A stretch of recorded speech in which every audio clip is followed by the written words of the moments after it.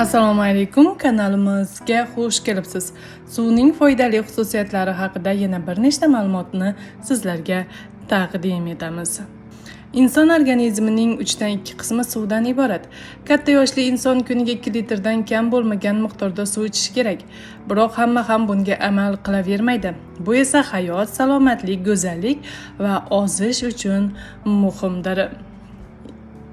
Suvning inson organizmi uchun foydasi. O'zimizni yomon his qilsak, odatda buni charchoq yoki stresslar, vitaminlar yetishmovchiligi va boshqa sabablar bilan izohlaymiz. Vaholanki organizm shu tariqa oddiy suvga ehtiyoj sezayotgan bo'ladi. Zero organizm suvsiz to'laqonli ishlay olmaydi. Demak, jigarga foydasi. Jigar organizmni mikrob va viruslar, ozuqaviy bo'yoqlar va konservantlar ko'rsatuvchi salbiy ta'sirdan himoyalaydi. Jigarning vazifasi toksinlarni suvda eruvchan holatga keltirish va ularni organizmdan muvaffaqiyatli chiqarib tashlashdan iborat. Jigar normal suv balansi tufayli chiqindilarni qayta ishlashga kamroq vaqt sarflaydi va bu ishni sifatli amalga oshiradi. Demak, turli kasalliklar rivojlanishini oldini oladi. Buyraklar organizmdagi barcha suyuqliklarni filtrlaydi. Inson yetarli miqdorda suv ichsa, buyraklar ortiqcha suyuqlikni peshob bilan chiqarib yubormaydi.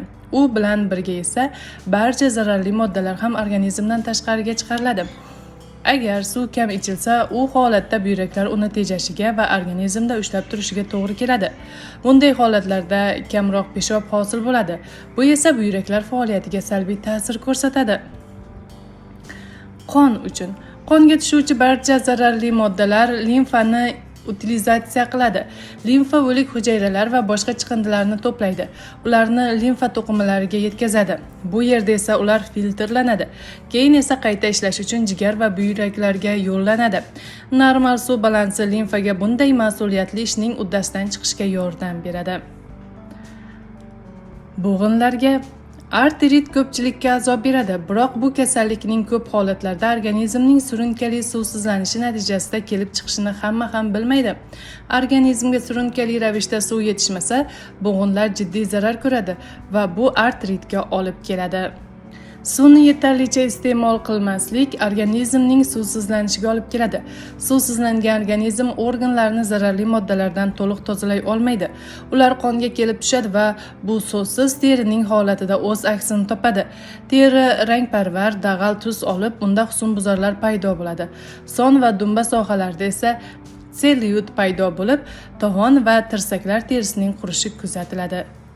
Yuqorida qayd etilgan barcha xususiyatlardan tashqari suv ortiqcha vazndan xalos bo'lishga yordam beradi va bu hatto maqsad yo'lidagi asosiy omil hisoblanadi. Shuni yodda tutingki, inson qancha ko'p tuz iste'mol qilsa, organizm uni eritish uchun shuncha ko'p suv ushlab qoladi. Har kuni o'rtacha 2 litr suv organizmdan buyraklar, ichak, o'pka va teri orqali tashqariga chiqariladi. Taxminan yarim litr suyuqlik nafas chiqarilishi natijasida yo'qotiladi. Agar mana shu chiqarilayotgan suv o'rni to'ldirilmasa, organizm suvsizlanadi. 1 yoshdan 4 yoshgacha bo'lgan bolalar bir kunda 1 litr suyuqlik ichishlari kerak. Kanalimizni kuzating va doimo sog' salomat bo'ling. Xayron o'z kanali faqat siz uchun.